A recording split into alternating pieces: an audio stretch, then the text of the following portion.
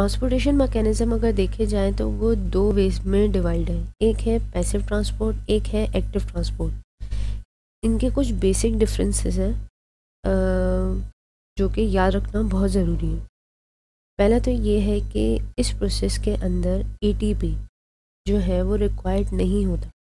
सही, ये खुद ही मॉलिक्यूल की ट्रांसपोर्टेशन कराते हैं। इसमें एनर्जी रिक्वायर्ड नहीं होती। सही, और ये एटीपी ना यूज़ करने के नतीजे में इनका रिएक्शन जो होता है वो स्लो होता है, यानी कि आहिस्ते आहिस्ते मॉलिक्यूल की मूवमेंट को मूव कराते हैं। सही, इसमें जो मॉलिक्यूल की मूवमेंट है वो हायर कंसंट्रेशन से लोअर कंसंट्रेशन की साइड पे जाता है। सही, इसमें ज़्यादातर ये होता है कि इक्विलिब्रियम की मेंटेनेंस लाजमी होती है। लाइक अगर हम ये कहें कि हायर साइड पे हमारे पास मॉलिक्यूल 100 मॉलिक्यूल्स हैं। सही, लाइक वाटर के ले लें, 100 मॉलिक्यूल्स वाटर के हैं, ठीक है। और लोअर साइड पे हमारे पास मॉलिक्यूल्स हो गए 50। तो इसको मेंटेन करने के लिए higher to lower molecule move करेंगे। जब एक तरफ मैंने हायर की साइड पे बोला है कि हमारे पास वाटर मॉलिक्यूल 100 है और लोअर साइड पे हमारे पास 50 मॉलिक्यूल्स हैं। तो इसको मेंटेन करने के लिए हम यहाँ से 25 मॉलिक्यूल उठा के, मतलब यहाँ से 25 मॉलिक्यूल मूव कर जाएंगे लोअर साइड पे। तो यहाँ पे भी हायर साइड पे भी आपका 75 हो जाएंगे और लोअर साइड पे भी 75 मॉलिक्यूल हो जाएंगे।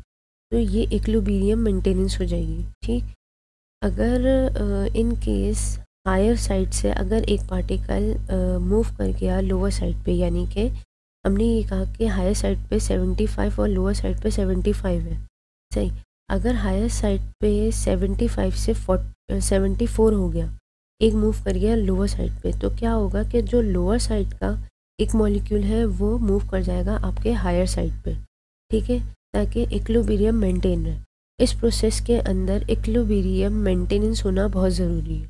सही है, जबकि अगर एक्टिव ट्रांसपोर्ट के बारे में देखा जाए तो एक तो ये कि एनर्जी को ये यूटिलाइज़ करता है। ठीक है, एटीपी इसको यूटिलाइज करता है। दूसरा ये कि एनर्जी को यूटिलाइज करने की वजह से इसका रिएक्शन फास्ट होता है।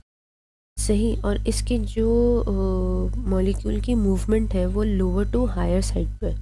सही है, लोअर टू हायर साइड पे है। ठीक, अगर हमारे पास हायर कंडीशन में अगर सेल की रिक्वायरमेंट है कि इनसाइड दी सेल अगर उसके पास कंसंट्रेशन हाई भी है और उससे और की नीड है, तो वो आउटसाइड दी सेल, मतलब आउटसाइड दी सेल अगर लो भी है तो वो आउटसाइड दी सेल मॉलिक्यूल को इनसाइड दी सेल अपटेक कर लेगा। अपटेक कर लेगा। होगा क्या इसके अंदर, लाइक हमारे पास हायर के अंदर 95 मॉलिक्यूल मौजूद है।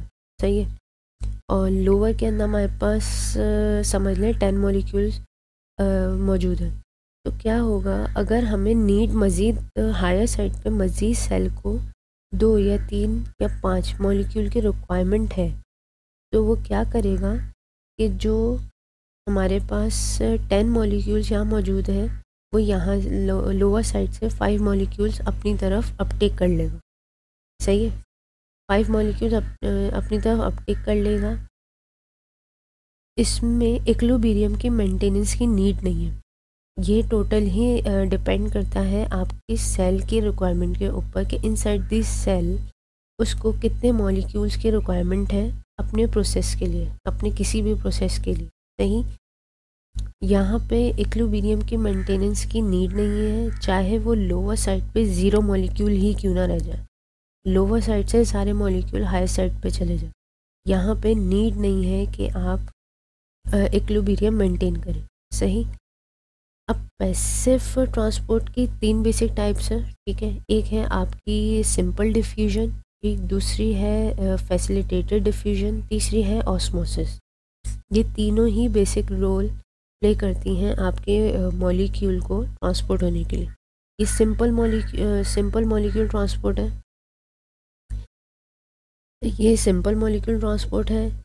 इसमें फैसिलिटेट यानी कि इसमें मेम्ब्रेन प्रोटीन यूज़ की जाती है, या फिर कोई भी मॉलिक्यूल एक मॉलिक्यूल के साथ फैसिलिटेट करके अपटेक किया जाता है आउटसाइड द सेल या इनसाइड द सेल। ठीक है। ऑस्मोसिस है हमारे पास। ऑस्मोसिस में यह है कि वाटर की मूवमेंट किस तरीके से होगी। ठीक।